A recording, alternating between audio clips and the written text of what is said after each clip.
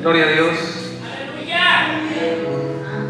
Que Dios le bendiga a la iglesia en esta mañana. Tengo nuevamente el privilegio de compartir con todos ustedes la palabra de Dios. Y sabemos que nosotros en nuestra humanidad y en nuestras fuerzas nada podemos hacer, pero dice la palabra del Señor que en el Señor somos más que vencedores. Con Él todo lo podemos y nada hay imposible para el que cree, dice la Escritura. Y sean bienvenidos todos a la casa del Señor, el mejor lugar donde podemos estar en esta mañana. Hay personas que están en un hospital, hay personas que ya no están en este mundo, pero nosotros estamos aquí en la casa de Dios y mientras hay vida, dice la palabra, hay esperanza. Así que hoy es el día de salvación.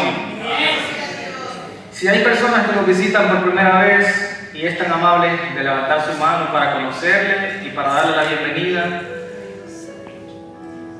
y si no lo hay, ¿qué hay? Bienvenidos. Esta es casa, estamos en la casa del Señor.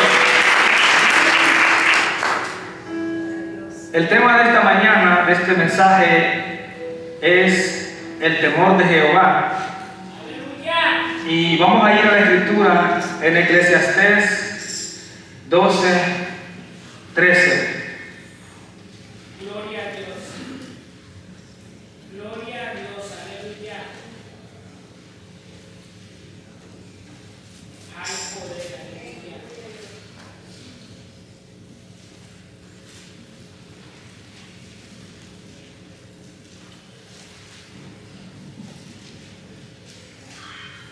Y cuando lo tenga, dígame.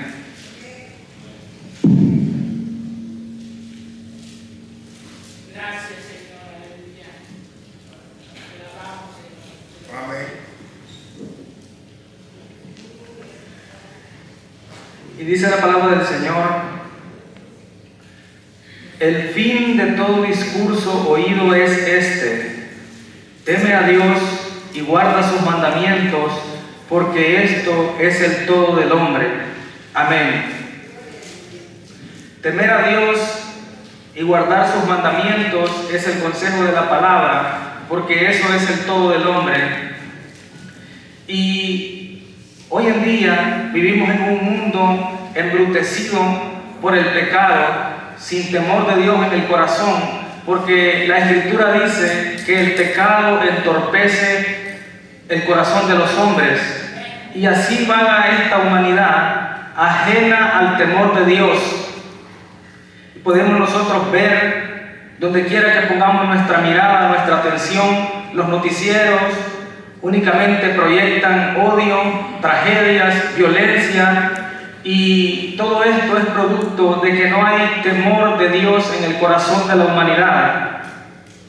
En una ocasión escuché a dos jóvenes hablando y cuestionando a este Dios poderoso y soberano al cual no temen y al cual no respetan, cuestionándolo acerca de su existencia y creyendo ellos ser mejor que este Dios todopoderoso que formó todas las cosas y que dice la Escritura que hizo al hombre perfecto, pero que él buscó muchas perversiones, y cuestionando la existencia de Dios por la violencia que hay en la tierra, por las enfermedades, por las guerras y por todas las calamidades que este mundo azota. Pero la realidad es que si este mundo está como está, es porque no hay temor de Dios en el corazón del hombre, y no es que sea la culpa de Dios. Proverbios 1:7 dice que el principio de la sabiduría es el temor de Jehová. Por eso es que ¿cómo nosotros podemos saber que hay temor de Dios en nuestras vidas? Como punto número 1, cuando reconocemos que Él es Dios. Como número 2, cuando nos acercamos al Dios vivo y verdadero. Y como punto número 3 y último, cuando guardamos su palabra. Siempre el ser humano se le hace más fácil echarle la culpa a Dios que aceptar su culpabilidad. Esto siempre va a ser de esa manera. Porque el ser humano es incapaz de reconocer sus faltas y es incapaz de reconocer su vida de pecado, y siempre es más fácil echarle la culpa a Dios antes que reconocer la falta y el pecado y la condición en la que el hombre ha caído. Lo podemos ver desde el principio de la creación en el huerto del Edén, donde estaba Adán y Eva, y dice la Escritura que cuando Adán pecó contra Dios por aquella desobediencia, que fue incapaz de guardar lo que Dios le dijo que guardase. Y dice la Escritura que cuando Dios le habló a Adán y éste estaba escondido porque la conciencia lo acusaba, porque había pecado contra Dios, había desobedecido a Dios. Y cuando él finalmente sale de su escondite y Dios habla con él, Dios le cuestiona y le dice que por qué hizo aquello que no le era permitido. Y ahí podemos ver nosotros que Adán tuvo la oportunidad de aceptar su culpabilidad, de pedir misericordia y aceptar que él había fallado, pero lejos de aceptar su responsabilidad, su culpabilidad y el pecado que había cometido, se le hizo más fácil echarle la culpa a Eva, su mujer, la esposa que Dios le había dado. Y buscando a un culpable, automáticamente se desliga del pecado y de la responsabilidad y está echándole automáticamente las culpas a Dios, porque era Dios quien le había dado a Eva por esposa. Luego de esto, cuando Dios cuestiona también a Eva, esta también tuvo la oportunidad para reconocer su falta y su pecado, pero ella también se excusa echándole la culpa a la serpiente. Podemos ver de que al ser humano se le hace más fácil echarle la culpa a Dios antes que reconocer su falta y su pecado. Y es lo mismo que sucede hoy en día. La humanidad hoy no se acuerda de Dios, y cuando se acuerdan es únicamente para echarle la culpa a Dios de todas las cosas que suceden, que el mismo ser humano se ha buscado, porque no hay temor de Dios en el corazón del hombre.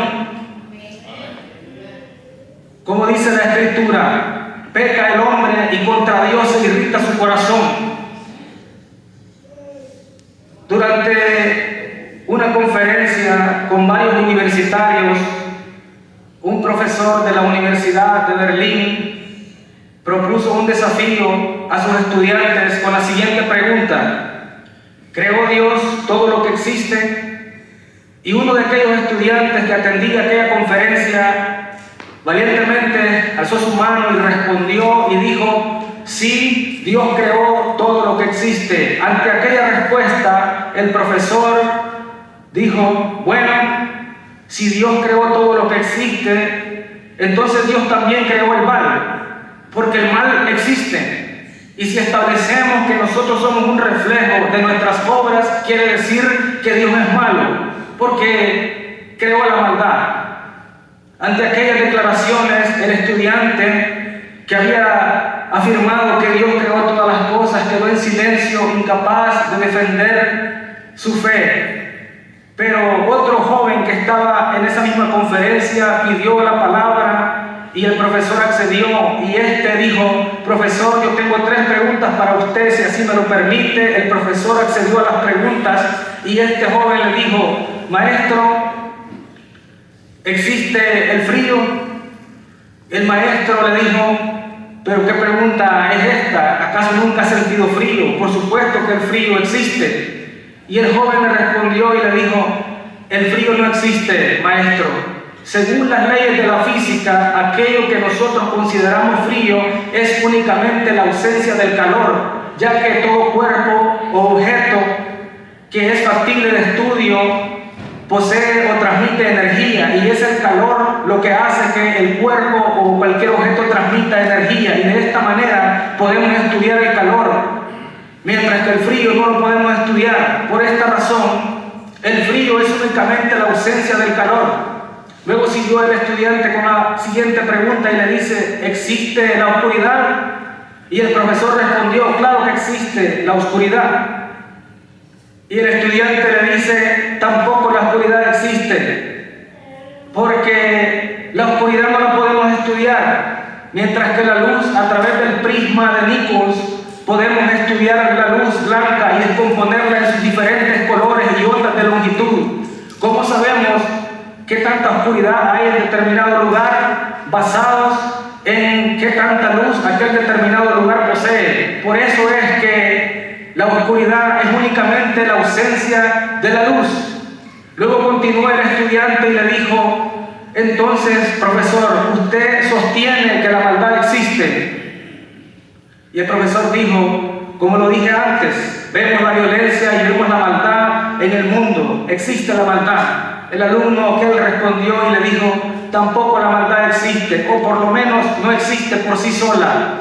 Porque de igual manera como sucede con el frío, que es la ausencia del calor, y de igual manera como sucede con la oscuridad, que es la ausencia de la luz, así también sucede con la maldad en este mundo que vivimos, porque la maldad en este mundo es únicamente la ausencia de Dios en el corazón del ser humano.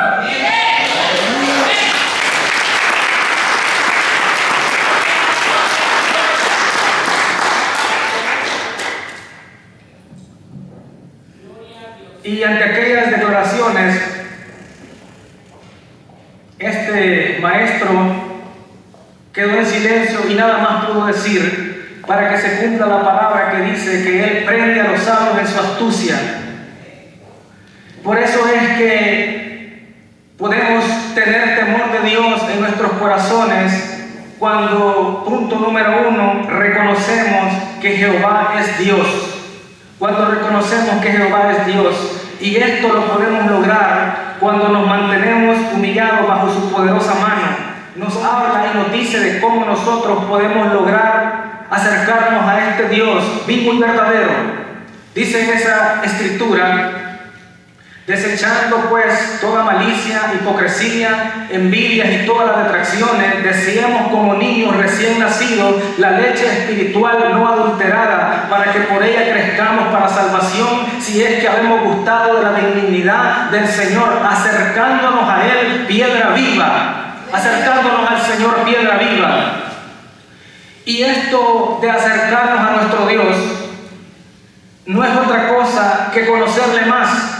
No es otra cosa que buscar más saber de este Dios todopoderoso en quien nosotros confiamos y en quien tenemos nuestra esperanza. Y conocer más al Señor es estudiar su palabra, escudriñar las escrituras. Y cada vez que venimos a la casa de Dios para escuchar su palabra, conocemos un poco más de este Dios tan poderoso que nosotros tenemos. Y cuando nosotros empezamos a conocer a este Dios, empezamos a entender de las formas que nuestro Dios opera. Dice la Escritura que Dios opera de maneras misteriosas, que Él obra de formas misteriosas. Y una de estas formas misteriosas en las que nuestro Dios opera es que para nuestro Dios los símbolos son muy importantes. Tenemos un Dios de símbolos. Podemos ver a lo largo de la Escritura, tanto en el Antiguo Testamento como en el Nuevo Testamento, cómo Cristo Jesús es representado por medio de la roca, porque Él es nuestra roca inconmovible. Dice la Escritura que acabamos de leer: acercándonos a Él piedra viva. Él es representado siempre en ese símbolo de la roca. Y el libro de Hebreos narra acerca de lo que sucedió en el Éxodo, cuando el pueblo de Israel vagaba en el desierto, y dice la Escritura, y aquella roca le seguía, y aquella roca era Cristo. El libro de Éxodo narra esa situación donde dice que el pueblo de Israel, cuando estaba en el desierto, que Dios los sacó con brazo extendido y poderoso de la esclavitud de Egipto, llegaron a un punto en el desierto de que el pueblo de Israel estaba en un gran sequedal, tenían una gran necesidad y estaban sedientos, no había agua. Y dice la Escritura que Dios le dijo a Moisés: golpea la roca. Y así lo hizo Moisés por mandato de Dios, golpeando la peña en Horeb, la que brotó agua de ella para saciar la sed de un pueblo que estaba en sequedad. Y esto lo hizo como en un símbolo. Y así como aquella piedra, así como aquella peña en Horeb que brotó agua, esto quería decir de que Jesús también iba a brotar agua en la cruz del Calvario para saciar la sed de un mundo que es incapaz de saciar la sed, porque solo Cristo Jesús puede saciar la sed de una humanidad que está en sequedad total. Pero por esto mismo Jesús, en el último gran día de la fiesta,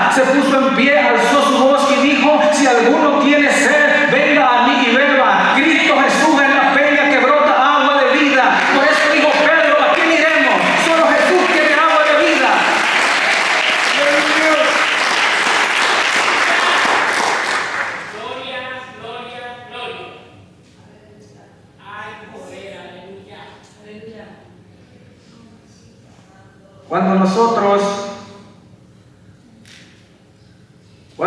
reconocemos que Él es Dios, entonces nos mantenemos cerca de ese Dios todopoderoso, porque sabemos de que solamente con Él podemos hacerle frente a todas las embates de este mundo, solo bajo su protección. Y cuando nosotros como seres humanos nos acercamos a Dios, esto habla de que tiene que haber en nuestro corazón humillación, tiene que haber en nuestro corazón humildad, porque como dice la Escritura, que Él no rechaza un corazón contrito y humillado, pero al altivo lo mira de lejos. Entonces, para poder estar cerca de Dios, tenemos que humillarnos delante de Él. Y un ejemplo de humildad que yo puedo citar es la vida de David, que la Biblia lo describe como un joven rubio y de hermoso parecer. Cualidades superficiales pero suficientes para que cualquiera se sienta orgulloso por aquella apariencia, pero no era el caso de David, que esto era como nada para él, porque él tenía un corazón conforme al de Dios. Pero también, no solamente es que la palabra de Dios lo describe superficialmente, sino que también lo describe en el interior, porque dice que él era conforme al corazón de Dios. Y este David, este muchacho, tenía razones y motivos suficientes para crecer resentido con su familia y con la sociedad que lo rodeaba, porque podemos nosotros ver a través de la historia de todas las cosas que él enfrentó, las marginaciones de su misma familia no creía en él y no pensaban de que él era importante, por tanto lo marginaban y no lo tomaban en cuenta. Y lo podemos ver cuando Dios le dijo a Samuel, el profeta de Dios, que de la casa de Isaí iba a escoger uno para ungirlo por rey sobre Israel. Y puede usted ver en la historia que no hay casualidades. Cualquiera puede decir que es casualidad que cuando Samuel el profeta llegó a la casa de Isaí, David no estaba ahí. David no estaba ahí. Pero no hay casualidades, porque tenemos que recordar que tenemos un Dios que no improvisa. Dios tiene todo bajo control y Él no improvisa las cosas, Él lo tiene todo planificado. Y este evento era un evento muy importante, porque no era cualquier cosa. Iba Dios a ungir al que iba a ser rey sobre Israel. Era un evento muy importante. Y esto quiere decir de que Samuel tuvo que haberle avisado a Isaí que iba a llegar para hacer aquello que Dios lo había mandado. No iba a llegar de casualidad. Pero resulta que no le dieron el día libre a David. Lo mandaron a trabajar. Allá andaba David cuidando aquel rebaño, las ovejas de su padre, mientras Isaí, su padre y sus hermanos estaban en una reunión VIP con Samuel. David andaba cuidando un grupo de ovejas, un rebaño de ovejas que no le pertenecía. Allá estaba David. Tenía razones de sobra para estar resentido, pero no daba lugar a eso, porque tenía un corazón conforme al de Dios, tenía un corazón humilde. Y en aquella situación a Samuel le pasó como a nosotros nos pasa muchas veces, que nos deslumbramos por lo que miramos y pensamos que nosotros sabemos qué es lo que quiere Dios. Pero dice la Escritura que cuando Samuel miró el tamaño y la fortaleza de uno de los hijos de Isaí, se deslumbró y dijo: este tiene que ser el que Dios ha escogido. Y entonces ya iba a ungirlo y Dios le dijo: detente, porque no es ese el que yo he escogido. A ese yo lo desecho, porque yo no miro conforme a lo que mira el hombre, sino que yo miro conforme al corazón. ¿Sabe que la mirada de Dios no estaba en esa reunión? La mirada de Dios estaba allá en el campo, en un corazón humilde que estaba cuidando un rebaño de ovejas que no le pertenecía.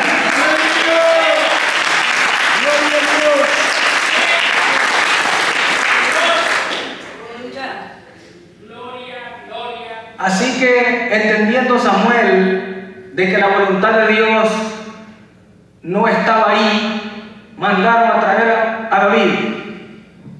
Así que David llegó, porque Samuel dijo: no vamos a hacer nada hasta que no estén todos sentados a la mesa. Hicieron llegar a David.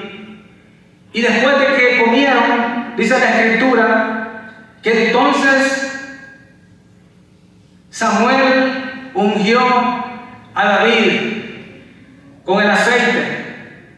Ahí ungió Samuel al marginado, al que no lo querían, aquel que pensaban que no era importante. Dios lo ungió enfrente de aquellos que lo menospreciaban, enfrente de aquellos que no lo tenían por importante, enfrente de ellos. Como dice la Escritura, por eso David dijo: unge mi cabeza con aceite, mi copa está rebosando, porque en presencia de ellos lo había hecho Dios, porque Dios no mira conforme a lo que mira el hombre, sino que conforme al corazón.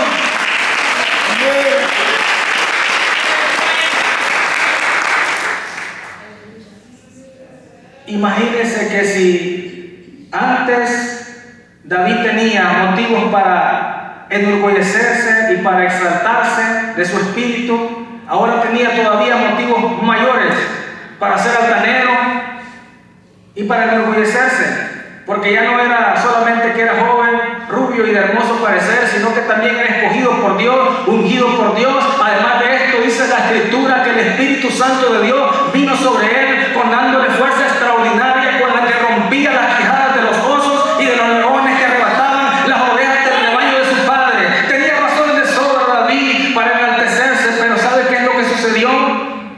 Este joven, escogido por Dios, ungido por Dios para reinar sobre Israel, seguía siendo aquel muchacho humilde que cuidaba el rebaño de la casa de su padre, porque dice la Escritura que en una ocasión, cuando los hermanos de David siguieron a Saúl a la guerra, Isaí, su padre, se preocupó por saber cómo estaban sus hijos, así que mandó llamar a David, que andaba cuidando las ovejas. David dejó a las ovejas cuidando con otra persona y fue por mandato de su padre a llevarle provisiones a sus hermanos, alimentos.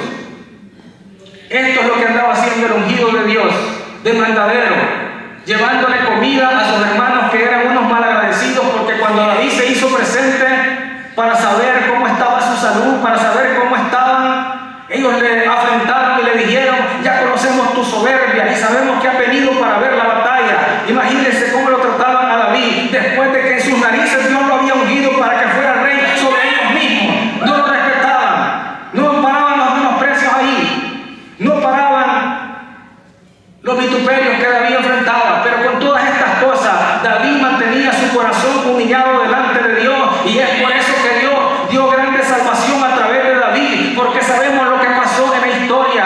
David tumbó a aquel gigante, le cortó la cabeza. Dios dio grande salvación por medio de David, y dice la Escritura que cuando después de esta batalla el rey Saúl volvió junto con David a la ciudad del rey, dice la Escritura de que las mujeres de aquella ciudad hicieron cánticos en honor a David, porque dice que cantaban y decían: Saúl mató a sus miles y David a sus 10,000. Ahora no es que solamente estaba ungido por Dios, escogido por Dios, ahora también tenía fama, había alcanzado muchas cosas David. Cualquiera pudiera decir tenía motivos de sobra para enaltecerse y para enorgullecerse, pero ¿sabe qué? Continuó siendo un varón humilde delante de Dios, con un corazón humillado, porque no le daba cabida en estas cosas.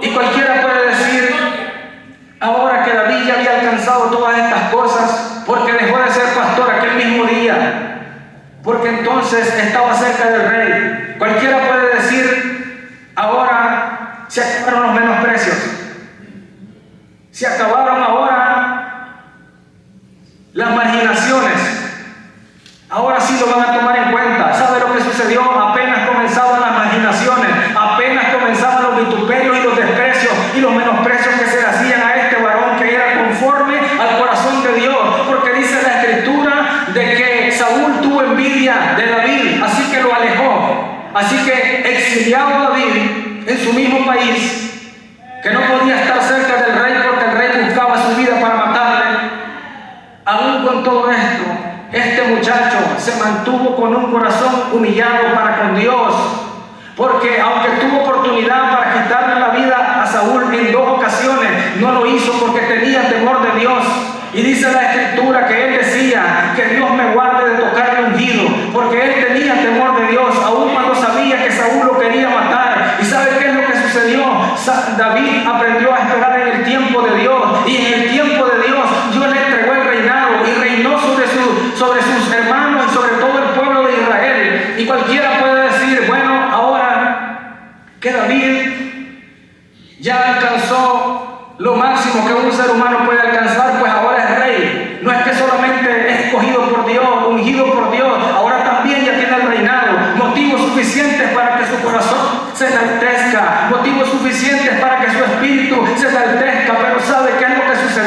continuó siendo el joven humilde que era para con Dios en su corazón, porque dice la Escritura que en una de aquellas ocasiones en que él volvía de la batalla, que iban con el arca del pacto, David danzó con todas sus fuerzas en la presencia del Señor, despojándose de la corona y del vestido real, porque es Dios Todopoderoso el que lo había puesto en ese lugar.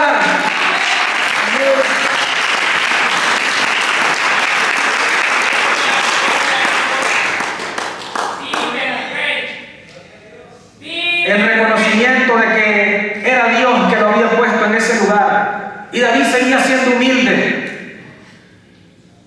Y cualquiera puede decir, bueno, ahora que David ya era rey, ahora sí se acabaron los menosprecios y se acabaron las marginaciones y se acabaron todas estas cosas, pero Dios sabe a quién les manda la prueba, porque era un joven conforme al corazón de Dios. ¿Y sabe qué es lo que sucedió? Continuaron los menosprecios. Porque dice la Escritura que cuando David acabó de aquella danza que hizo delante de Dios, su esposa Mical estaba mirándolo desde una ventana, y cuando David llegó donde ella, quizás para recibir algún apoyo, alguna palabra de fortaleza, la mujer le dijo: cuán honrado ha quedado el rey, desnudándose enfrente de las criadas como un cualquiera. Y es allí donde David afirmó su posición para con Dios y le dijo: no fue delante de las criadas, sino fue delante de mi Dios el que me puso por rey en lugar de tu padre.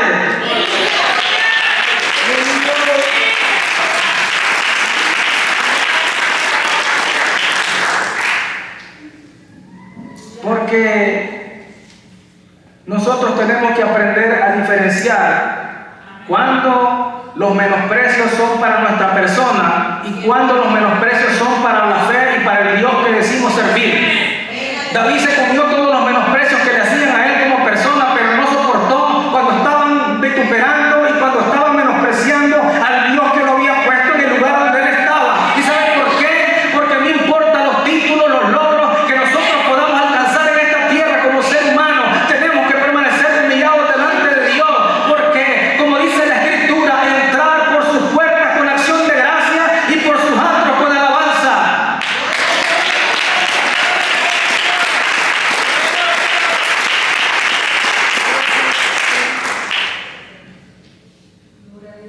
Santiago capítulo 4 versículo 10 dice: humillados delante del Señor y Él los exaltará.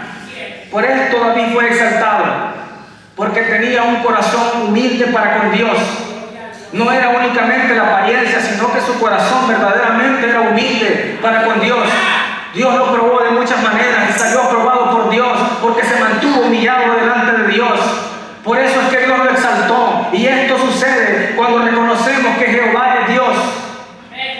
Y sabe que esta es la misma razón por la que esta nación de los Estados Unidos, esta nación en la que nosotros habitamos, fue exaltada hasta ser la primer potencia del mundo. Y lamentablemente hoy en día podemos ver que esta nación tiempo ya le dio la espalda al Dios único y verdadero, sacando de las escuelas la oración, prohibiendo la lectura bíblica en las aulas para que la palabra de Dios no sea enseñada. Y podemos nosotros ver de que aquella frase ícono de esta nación, en Dios confiamos, únicamente quedó plasmada en los billetes de papel, porque no está en el corazón de esta nación. Podemos nosotros ver ahora en las escuelas los tiroteos, las drogas, la violencia y también los gobiernos aprobando todo tipo de leyes injustas que van en contra de Dios.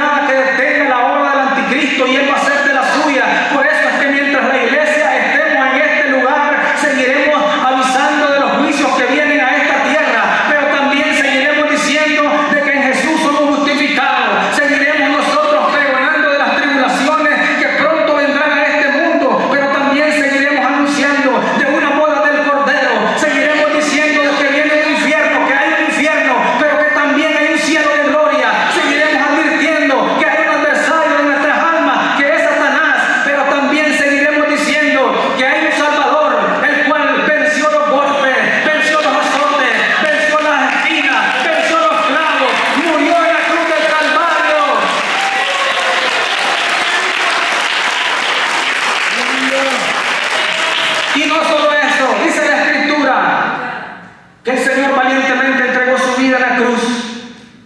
Murió ahí en esa cruz, bajó a las partes más bajas de la tierra, destruyó al que tenía el imperio, esto es al diablo, arrebatándole las llaves del Hades y de la muerte, y se levantó victorioso al tercer día, porque a Juan se le presentó y le dijo: yo soy el que estuve muerto y he aquí que vivo por los siglos de los siglos, y tengo en mis manos las llaves del Hades y de la muerte.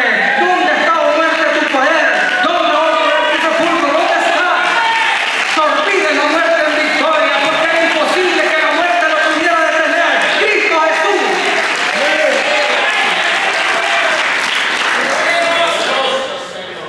Gloria, gloria, gloria.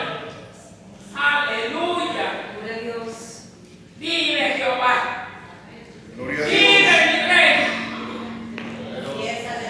Santo, Como punto número 2, tenemos temor de Dios cuando nos acercamos al Dios vivo y verdadero. Eclesiastés capítulo 12, versículo 1 nos habla de que tenemos que buscar a Dios en todo tiempo, en todo momento. Dice: acuérdate de tu Creador en los días de tu juventud, antes de que vengan los días malos y los años en los cuales digas: no tengo en ellos contentamiento. Y cualquiera puede pensar y decir: bueno, si yo estoy cerca del Señor, quiere decir que estos días malos no van a venir a mi vida. Pero la verdad es que los días malos van a llegar, sea que usted esté cerca del Señor o sea que usted esté alejado del Señor. Los días malos van a llegar a su vida, porque en el Señor no hay sorpresas. Jesús dijo: en el mundo tendréis aflicciones, pero confiad, yo he vencido al mundo. Jesús nos dijo qué era lo que iba a suceder. Jesús nos señaló el problema, pero también nos dio la solución. El problema es que van a haber aflicciones en este mundo. La solución es confiar en Él, porque Él ya venció el mundo. Y la diferencia entre nosotros que estamos cerca del Señor y los que no lo están es que, a pesar de que vengan los días malos a nuestra vida, jamás podrán llegar los años en los cuales digamos: no tengo en ellos contentamiento. ¿Y sabe por qué? Porque siempre estaremos en el año agradable del Señor, en el año de las buenas nuevas de salvación. Y ya es posible que usted esté enfrentando los días malos en este momento en su vida, pero quiero decirle que, como dice la Escritura, ahora que usted está en la presencia del Señor, ahí hay plenitud de gozo, delicias a su diestra para siempre. Por lo tanto, no importa que estemos en el día malo, pronto saldrá nuestro sol de justicia, Cristo Jesús, y entonces estaremos en el año agradable del Señor, donde las buenas de salvación son anunciadas. En Cristo hay salvación, en Él hay poder para perdón de pecados. gloria, gloria, gloria. Otra escritura dice: el que habita al abrigo del Altísimo morará bajo la sombra del Omnipotente.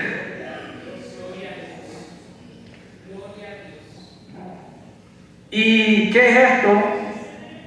Que aunque cuando nosotros habitamos bajo el abrigo del Altísimo, aunque el frío de este mundo quiera congelar nuestra fe, el calor del abrigo del Espíritu Santo nos mantendrá en el fuego del Señor. Y por lo tanto, como dice la Escritura, aunque el frío venga, el calor del fuego de su Espíritu Santo nos mantiene, porque estamos bajo el abrigo del Señor. Así que ni la luna nos fatigará de noche, ni el sol de día, porque moramos bajo la sombra del todo omnipotente, del todopoderoso, de nuestro Dios. Y de igual manera como cuando el pueblo de Israel era protegido por Dios, es exactamente lo mismo. Dios está con nosotros. El Señor nos protege a nosotros, porque dice la Escritura que Él es el mismo de ayer, de hoy y por todos los siglos. Él no cambia. Dice la Escritura que en el antiguo, cuando el pueblo de Israel salió de la esclavitud de Egipto, dice la Escritura que una gloriosa columna de nube protegía al pueblo del calor ardiente en el sol, en el desierto, y de noche una columna de fuego los protegía del frío. Y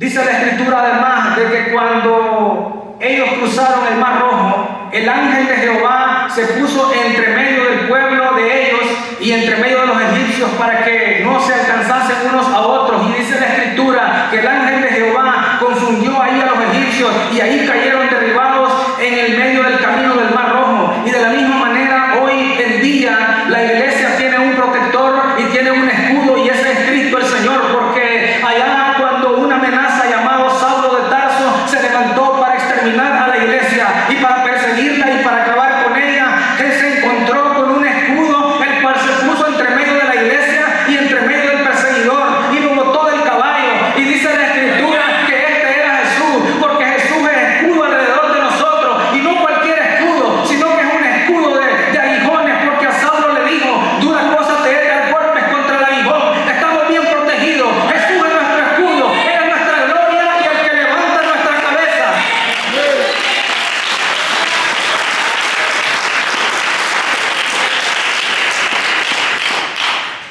Por tanto, el consejo de la palabra es: acerquémonos a Él, piedra viva. Acerquémonos al Señor, piedra viva, porque dice la Escritura que el que cayere sobre esta roca será quebrantado, pero aquel sobre a quien esta roca cayere será desmenuzado. Esto nos habla de un tiempo. Ahora estamos en el tiempo de la gracia, en el tiempo de la salvación, pero viene un tiempo en el que el Señor ya no viene como un cordero, sino que viene un tiempo en el que el Señor viene para enjuiciar a este mundo, para castigar a las naciones de la tierra. Pero este es el momento de salvación, este es el tiempo de salvación. Por ejemplo, por eso dijo el Señor que no temamos a quien puede matar el cuerpo y más nada puede hacer, pero que temamos al que puede matar el cuerpo y también al alma en el infierno, y este es Dios. Y si bien es cierto que Dios es amor, y aunque muchas veces Él hiere, pero sus manos curan, y aunque Él es fuego consumidor, pero hay que recordar que sus misericordias son nuevas cada mañana. Por tanto, deje el hombre impío sus pensamientos de maldad y vuelva hacia Dios, el cual tendrá de Él misericordia, porque Él es amplio en perdonar, tardo para la ira y grande en misericordia, dice la palabra. Por eso es que ahora tenemos que acercarnos cuando aún es tiempo.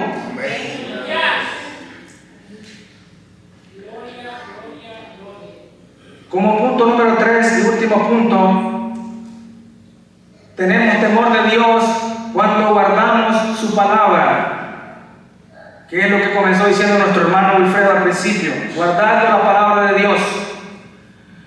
Y eso es lo que leímos en el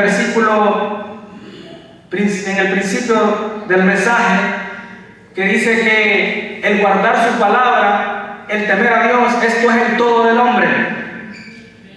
Porque cumplir únicamente lo que nos agrada, cumplir únicamente lo que nos gusta, no es cumplir la palabra de Dios. Hay cosas que no nos van a ser de agrado muchas veces en la palabra de Dios, pero si Dios las ha dejado en la Escritura es porque es bien para nosotros, es bueno para nosotros cumplirlo. Pero la resistencia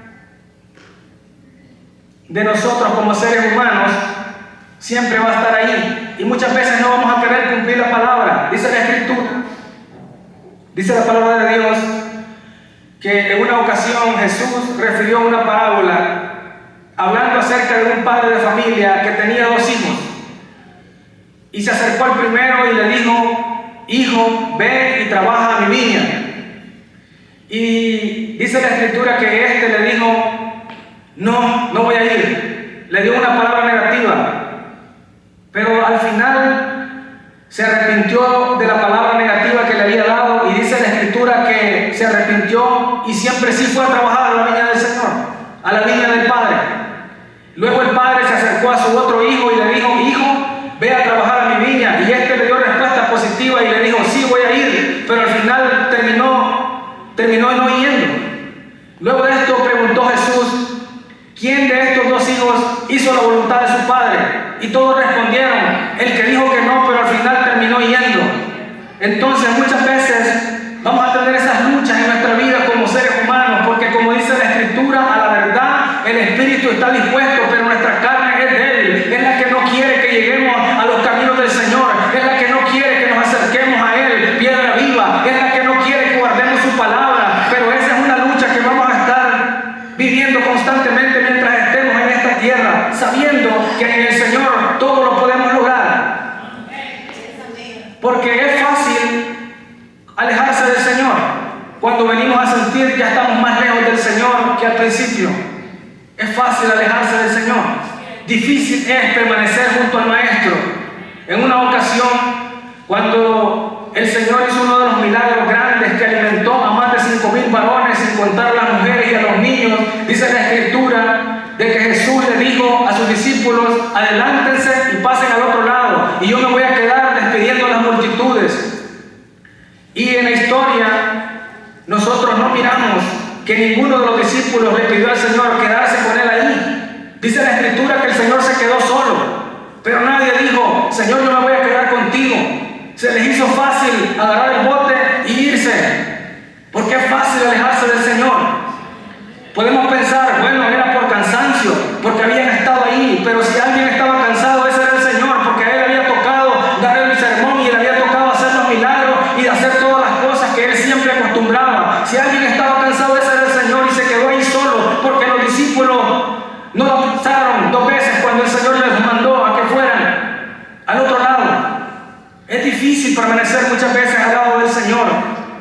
En otra ocasión, cuando el Señor sintió que su hora ya había llegado con sus discípulos y les pidió que se quedaran orando con Él.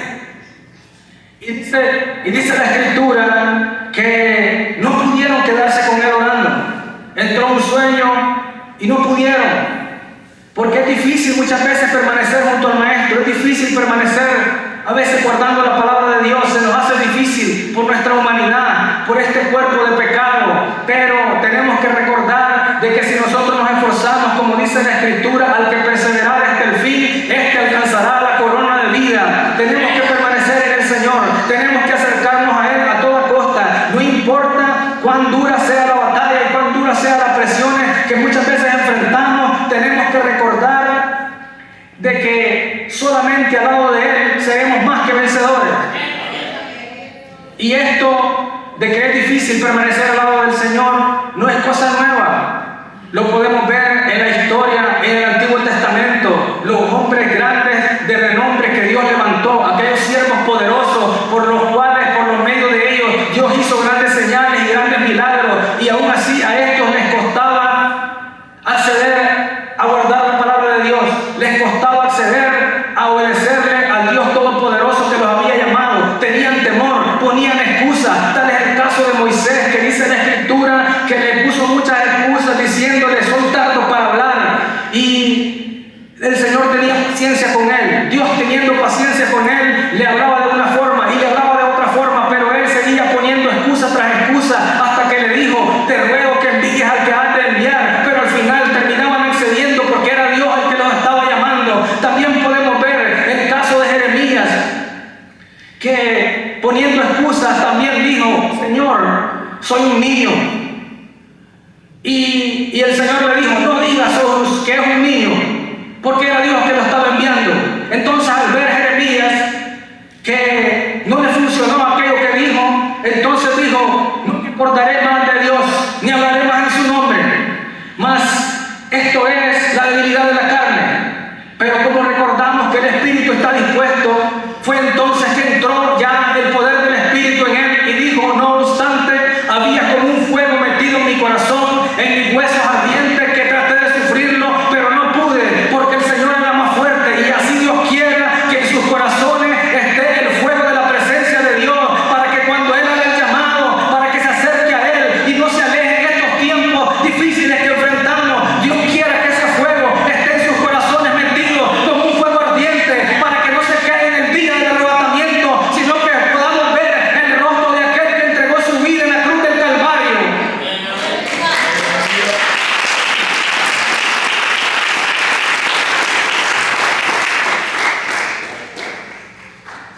Hermano César, ¿se puede acompañar?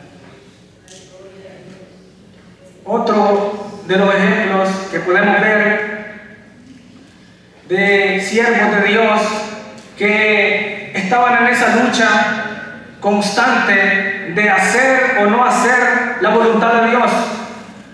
Y otro es el caso de Jonás, que ya conocemos lo que sucedió, que Dios le envió a Nínive para que predicara el arrepentimiento. Y Jonás salió del lugar donde estaba, pero al final no fue hacia Nínive, sino que salió hacia otra ciudad, porque en nuestra humanidad, en nuestra carne, no estamos dispuestos. Pero después de que Dios trató con él, y dice la Escritura, ya lo sabemos, que estuvo 3 días preso en el estómago de un gran pez, y después de que ya él recapacitó por las buenas o por las malas, tuvo que ir para predicar el arrepentimiento. Y podemos ver nosotros que aquella ciudad entera se arrepintió a Dios, se humillaron delante de Dios. Pero muchas veces el que nosotros seamos humildes delante de Dios desatará también la humildad en el corazón de los que también ven. Por eso es que es importante que permanezcamos humillados delante de Dios que nos llamó, porque si Él nos está hablando y si Él nos está llamando, es porque Él tiene grande pueblo para salvar en esta ciudad y en sus alrededores. Así que permanezcamos humillados delante de Dios, y Él hará grandes cosas en esta ciudad y en todo lo que nos rodea.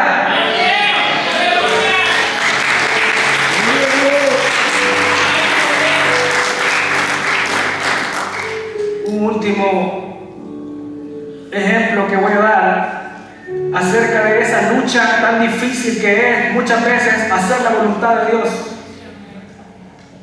Y tal es el caso de Pedro, que un hombre fiel a Dios, valiente, que puso su vida en la línea por el Maestro, pero que al final se acobardó cuando miró que Jesús fue arrestado. Y aunque lo siguió de encubierto, lo seguía de cerca, escondiéndose de aquellas multitudes que lo cuestionaban y lo preguntaban. Y ante aquellas presiones, Pedro se acobardó, y sabemos que negó al Señor 3 veces. Y dice la Escritura que Pedro lloró amargamente después de haber negado al Señor, que le había mostrado su amor. ¿Y cuántas veces nos pasa de la misma manera? Que con nuestras actitudes negamos al Dios que solamente quiere hacernos bien, a ese Señor que entregó su vida en la cruz del Calvario por nosotros. Y muchas veces con nuestras actitudes, con nuestras acciones, rechazamos al Señor.